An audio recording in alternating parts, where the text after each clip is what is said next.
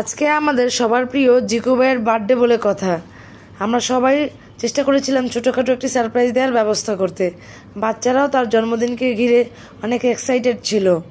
সবাই যে যার যার মতো করে তাকে গিফট দিয়েছিল। তার একমাত্র মেয়ে তার জন্য সুন্দর একটি কার্ড বানিয়েছে এবং জিকু ভাইয়ের স্ত্রী তাকে ফুল দিয়ে তার জন্মদিনের শুভেচ্ছা জানাচ্ছে। আমি এবং আমার হাজব্যান্ড তাকে ফুলের শুভেচ্ছা জানালাম তার জন্মদিন উপলক্ষে।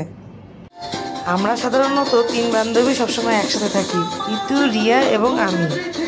তো আমরা 3 জনই চেষ্টা করেছিলাম তার জন্মদিনকে ঘিরে কিছু রান্নাবান্না করতে।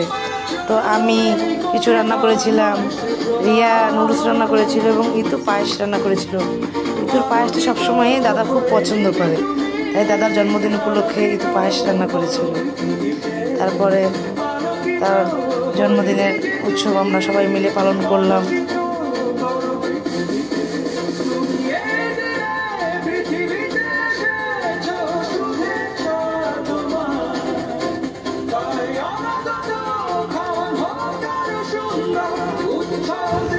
তারপর আমরা একে একে সবাই মিলে দাদাকে কেক খাইয়ে দিচ্ছিলাম।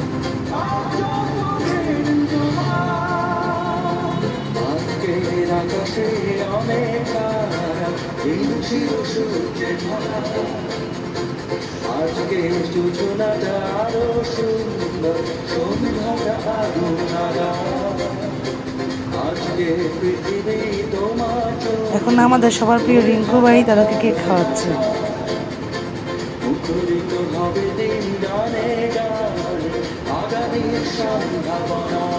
তারপরে জিকু ভাই এবং তার স্ত্রী মিলে কিছুটা সময় একান্তে কাটালো এবং আমরা সবাই অনেক গল্প টল্প করে তার জন্মদিনটা উদযাপন করল।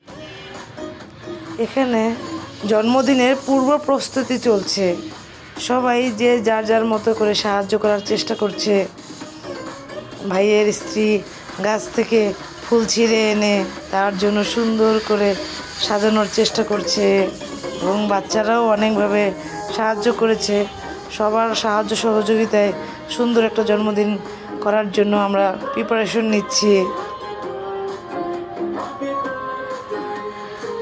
সবাই খুব আনন্দিত ছিল এই জন্মদিনকে ঘিরে।